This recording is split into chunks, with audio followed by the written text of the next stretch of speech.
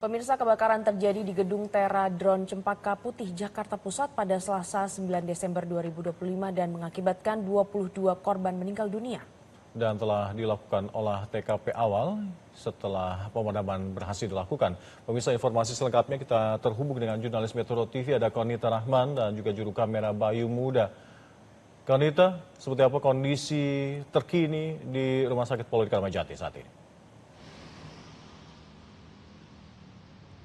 Ya, selamat pagi Alke dan juga Glory. Saat ini saya berada di TKP kejadian kebakaran yang berada di Cempaka Putih, dan kalau bisa terlihat di belakang saya situasi terkininya, yakni ada garis polisi yang masih terpasang di gerbang, lalu juga ada garis polisi yang masih terpasang di lantai 1 gedung kebakaran, TKP kebakaran Gedung Tera Drone. Karena kalau kita mengetahui kemarin kebakaran terjadi sekitar pukul 12 waktu Indonesia bagian Barat, yang mana ini sekitar jam makan siang. Dan untuk kebakaran sendiri ini bermula dari lantai 1 lalu menjalar ke lantai 2 hingga lantai atasnya, yang mana ini menjadi penyebab dari setidaknya ada 22 orang yang meninggal dunia atas peristiwa kebakaran ini karena tidak ada jalur evakuasi yang dapat menyelamatkan para korban untuk keluar dari gedung, karena diketahui bahwa hanya ada satu pintu masuk dan pintu keluar saja Gedung Tera Drone, yakni hanya berada di lantai 1 yang menjadi diduga awal mula dari kebakaran yang terjadi pada kemarin siang. Dan untuk apa penyebab kebakaran, diduga ini masih karena baterai drone yang terbakar di lantai 2 lalu dengan cepat api merembet ke lantai atas sehingga para korban ini tidak dapat keluar dan terjebak di dalam gedung selama beberapa jam, sehingga para korban ini harus naik ke lantai yang paling atas. Yang ini diselamatkan oleh pihak damkar ini dengan menggunakan tangga darurat.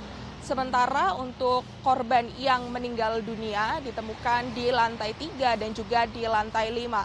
Selain itu untuk korban selamat ini berjumlah ada 54 orang selamat dari insiden kebakaran tersebut yang langsung mendapatkan penanganan dari Dinas Kesehatan DKI Jakarta dan juga Palang Merah Indonesia langsung di lokasi saat berhasil dievakuasi oleh tim pemadam kebakaran kemarin, dan menceritakan bagaimana kronologi dari terbakarnya ini pada saat jam makan siang, sehingga kebanyakan dari para korban dan karyawan dari Gedung Tera Drone ini makan siang atau beristirahat juga di lantai 3 dan juga lantai 6 yang menjadi banyak mayoritas korban meninggal dunia ditemukan.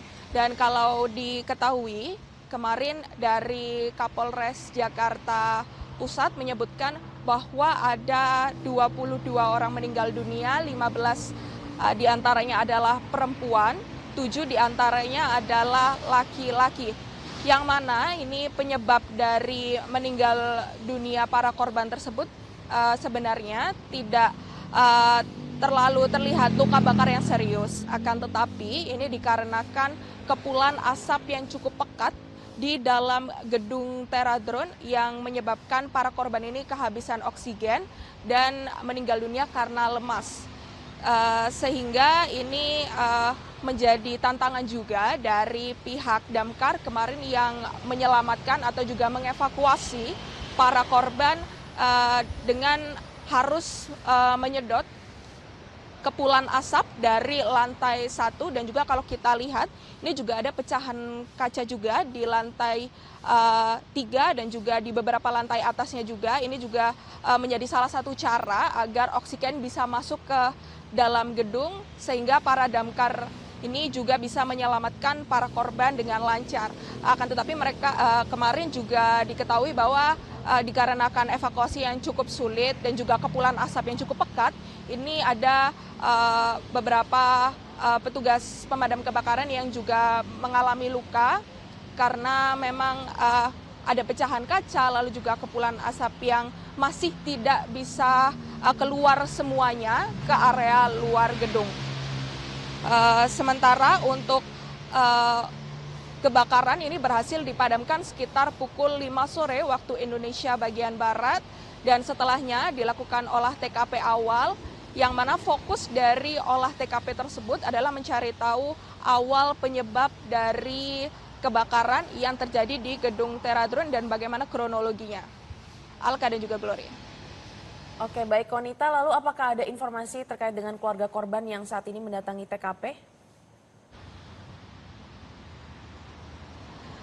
Ya Glory, kemarin kita melihat di papan informasi yang berada di depan gedung Teradron yang terlihat bahwa ada salah satu orang tua dari korban yang mendatangi TKP sekitar pukul setengah 11 malam waktu Indonesia bagian Barat, yang diketahui bahwa orang tua tersebut tidak mendapat kabar dari anaknya ini sejak siang hari tadi dan dihubungi tidak dapat menyambung, sehingga orang tua tersebut langsung mendatangi TKP kebakaran, dan disitulah orang tua mengetahui bahwa anaknya termasuk dalam korban yang meninggal dunia, karena diketahui juga bahwa ada beberapa nama yang memang sudah ada di dalam papan informasi yang terlihat bahwa salah satu